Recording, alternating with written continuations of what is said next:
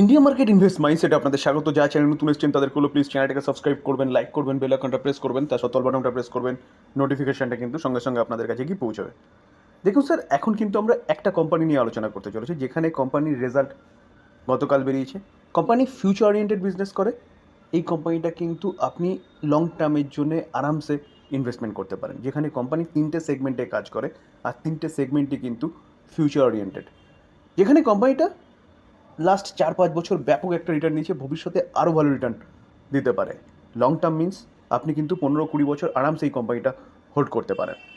তো কোম্পানির রেজাল্ট দেখব, বিজনেস কী করে সেটাও দেখব, কোম্পানির ফান্ডামেন্টাল দেখব, ডিটেলসে কোম্পানিটা নিয়ে আলোচনা করার চেষ্টা করব। একটু ধৈর্য সহকারে দেখতে হবে, তাহলে কিন্তু ডিটেলসটা আপনি জানতে পারবেন। দেখুন স্যার, কোম্পানিটা কত চলছে? 732.75 চলছে এখন। তো আজকের দিনে 5%-এর ওপরে একটা আফসাইড মুভমেন্ট দেখিয়েছে। দেখুন, আমরা যদি দেখি তাহলে দেখলে দেখা যাবে কোম্পানিটা এক মাসে প্রায় 6%-এর কাছাকাছি। ওকে, আমরা যদি 6 মাসে দেখি দেখলে দেখা যাবে 57%। আমরা যদি 1 বছরে দেখি দেখলে দেখা যাবে 83%। আমরা যদি কোম্পানিটার 5 বছর দেখি দেখলে দেখা যাবে 3546%। এই পার্সেন্টেজটা কিন্তু 2020 থেকে আরও অনেক বেশি। চলুন দেখে নিই। দেখলে দেখা যাবে, দেখুন প্রায় 11-12 হাজার% রিটার্ন দিয়েছে। দেখুন 11,000%। কেন? কারণ কোম্পানিটার বিজনেস, আমি একটু আগে বললাম যে কোম্পানিটা তিনটে ফিউচার ওরিয়েন্টেড বিজনেস নিয়ে কাজ করে। তো চলুন স্যার, আগে কোম্পানিটার বিজনেস দেখে নিই, তার আগে কোম্পানিটার নাম দেখে নিই। কোম্পানিটা কোন কোম্পানি? দেখুন, কোম্পানিটার নাম হচ্ছে সিজি পাওয়ার। তো এই কোম্পানিটা এত ভালো রিটার্ন দেওয়ার পিছনে কারণ হচ্ছে কোম্পানিটার বিজনেস। দেখুন স্যার, এই যে কোম্পানিটা সিজি পাওয়ার, এই কোম্পানিটা দেখলে দেখা যাবে, দেখুন এটা হচ্ছে মাল্টি ন্যাশনাল কোম্পানি। যে কোম্পানিটা এঙ্গেজ আছে in design, manufacturing and marketing of product related to power generation, transmission, distribution. তার পাশাপাশি রেলের কোম্পানিটা কিন্তু এক্সপোজার রয়েছে, রেল ট্রান্সপোর্টেশন। তো সেই জায়গায় দাঁড়িয়ে দুটো ফিউচার ওরিয়েন্টেড বিজনেস নিয়ে কোম্পানিটা কাজ করছে, সেটা আমি দেখালাম। রিসেন্টলি কোম্পানিটা আরেকটা ফিউচার ওরিয়েন্টেড বিজনেস নিয়ে কাজ করছে। আপনারা যারা আমার আগের ভিডিওগুলো দেখেন তারা কিন্তু জানেন, কারণ আমি এই কোম্পানি নিয়ে আগেও আলোচনা করেছিলাম। দেখুন স্যার, কোম্পানিটা মুরাগাপ্পা গ্রুপের কোম্পানি, এবং কোম্পানিটা 2020 থেকে মুরাগাপ্পা গ্রুপের আন্ডারে এসে, যেখানে কোম্পানিটার বিজনেস দেখলে দেখা যাবে আগে কিন্তু কন্টিনিউয়াসলি বিজনেস করছিল।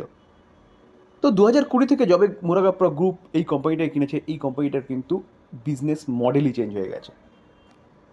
দেখুন স্যার, আমরা যদি প্রোডাক্ট দেখি, ট্রান্সফরমার, তার পাশাপাশি pump, HT, LT motor, DC motor, railway signalling ব্যবস্থায় কোম্পানিটার এক্সপোজার রয়েছে।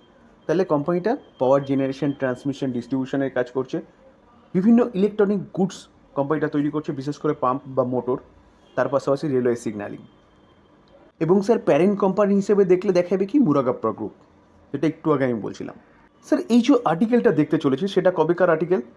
13ই মার্চ 2024, অর্থাৎ 2024-এর আর্টিকেল, যেখানে আমরা দেখতে পাবো যে সিজি পাওয়ার সেমিকন্ডাক্টরের বিজনেসে কিন্তু এন্ট্রি করেছে, এবং তারা গুজরাটে ইউনিট খুলেছে। একটু আগে আমরা দুটো বিজনেস দেখিয়েছি, এখানে কিন্তু কোম্পানিটা সেমিকন্ডাক্টরের বিজনেসও কিন্তু এন্ট্রি করেছে, যেখানে কোম্পানিটা গুজরাটে ইউনিট খুলেছে, এবং কোম্পানিটা জাপানের একটা কোম্পানির সাথে কোলাবোরেশনে কাজ করছে।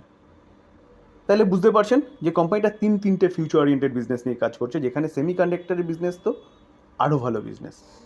কারণ কারণ এই বিজনেসের কন্টিনিউয়াসলি ডিমান্ড বাড়ছে, কারণ ইলেকট্রনিক গুডস যত তৈরি হবে এই কোম্পানির ডিমান্ড তত বাড়বে, এই প্রোডাক্টের ডিমান্ড তত বাড়বে।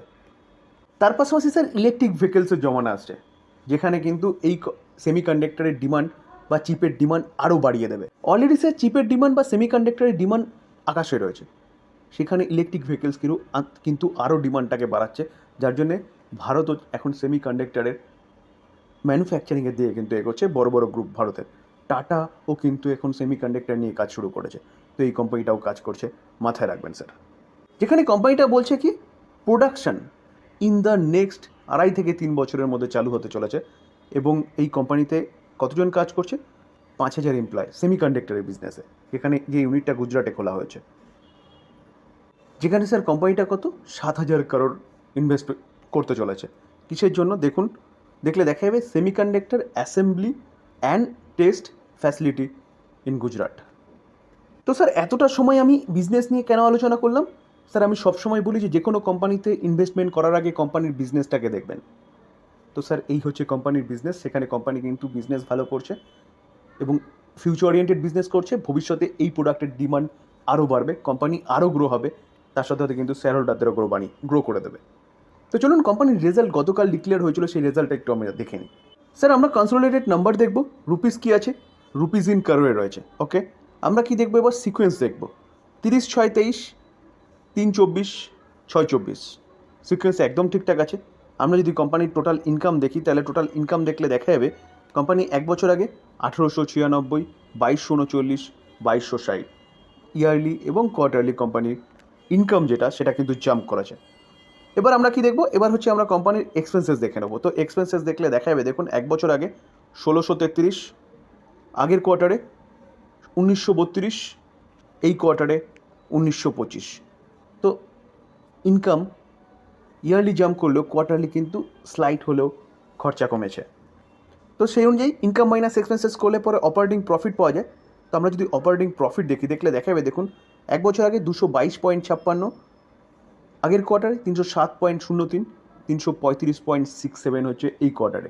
তো অপারেটিং প্রফিট কিন্তু যথেষ্ট ভালো শো করছে কোম্পানি। এবার আমরা কি করব, এবার হচ্ছে আমরা মেন প্রফিটে চলে যাব।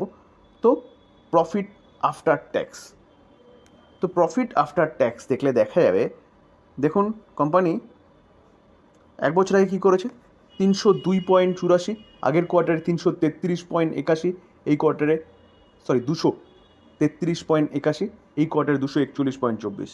তো 203টা 241 হয়েছে, ইয়ারলি অনেকটাই জাম্প করেছে, কোয়ার্টারলিও কিন্তু কোম্পানির প্রফিট জাম্প করেছে। তাহলে বলা যেতে পারে কোম্পানি কিন্তু যথেষ্ট ভালো প্রফিট দেখিয়েছে। সেটা আমরা ইপিএসও দেখতে পারবো, এক বছর আগে 1.33, 1.53, 1.58।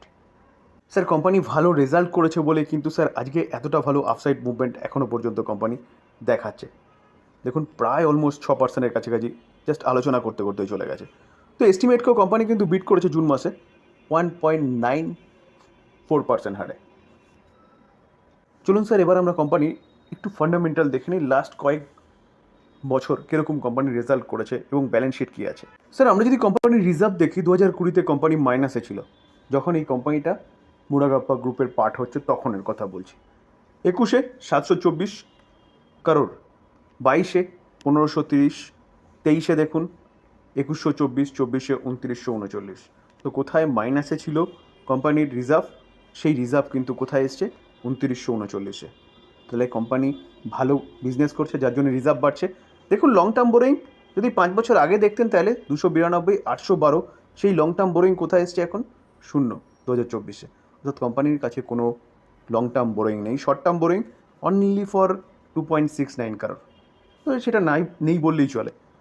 আমরা যদি ক্যাশ অ্যান্ড ক্যাশ ইকুইভ্যালেন্ট দেখি, তাহলে দেখলে দেখা যাবে কোম্পানির কাছে ক্যাশ কী আছে, কোম্পানির কাছে ক্যাশ দেখলে দেখা যাবে 781 কারোর মতন ক্যাশও রয়েছে। তো ব্যালেন্স শিট কিন্তু ফাটাফাটি ব্যালেন্স শিট বা 5 স্টার ব্যালেন্স শিট বলতে পারেন। স্যার আমরা যদি কোম্পানির রেভিনিউ দেখলে দেখা যাবে, দেখুন 3226 2020-তে, সেটা 2568, 2568টা কোথায় এসছে 2022-এ 5200, 5200টা 6600, 6600টা কিন্তু 7700 2024-এ।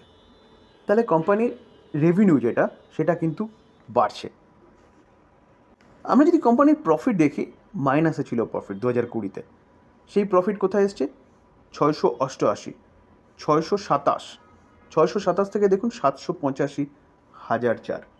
তাহলে কোথায় মাইনাসের কোম্পানি, সেই মাইনাসের কোম্পানিটা কিন্তু এই গ্রুপ 2020-তে অ্যাড হওয়ার পরে, এই মুরাগাপ্পা গ্রুপে অ্যাড হওয়ার পরে কোম্পানিকে প্রফিটেবল কোম্পানি বানিয়ে দিয়েছে এবং কন্টিনিউয়াসলি কিন্তু প্রফিট বাড়ছে। আমরা যদি জুন 2024 প্রোমোটারকে দেখি, 58%, 8.1% স্টেক হোল্ড করছে। Foreign institution investor 14.6% stake hold করছে। ডোমেস্টিক ইনস্টিটিউশন 11.1% স্টেক হোল্ড করছে, যেখানে ডোমেস্টিক ইনস্টিটিউশন কিন্তু তার স্টেক সংখ্যা বাড়াচ্ছে, এবং পাবলিক হচ্ছে 16.2% স্টেক হোল্ড করছে, যেখানে পাবলিকের স্টেক কিন্তু কমছে। চলুন আমরা ইনস্টিটিউশন ইনভেস্টার একটু দেখে নিই কী করছে।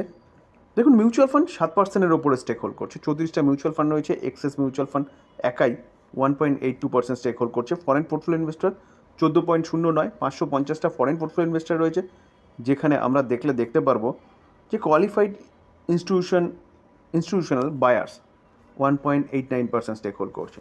তো এত ইনস্টিটিউশনাল ইনভেস্টার কেন রয়েছে? স্যার থাকার পিছনে যদি কারণ বলেন, কারণ হচ্ছে একটাই, কোম্পানির বিজনেস, যেখানে কোম্পানি কন্টিনিউয়াসলি বিজনেস বাড়িয়ে যাচ্ছে ভবিষ্যতে কোম্পানির বিজনেস কিন্তু আরও বাড়বে, কারণ কোম্পানি তিনটে ফিউচার ওরিয়েন্টেড বিজনেস নিয়ে কাজ করছে। তো স্যার এই কোম্পানি নিয়ে কিন্তু আপনি চিন্তাভাবনা করতে পারেন লং টার্ম ইনভেস্টমেন্টের জন্য, যেখানে কোম্পানির রেজাল্ট কোয়ার্টার 1-এর খুব ভালো প্রেজেন্ট করেছে। ডিসক্লেমার দিয়ে রাখি স্যার, আমি চিন্তাভাবনা করার কথা বলেছি, আমি কিন্তু বাই রেকমেন্ডেশন একদম দিচ্ছি না।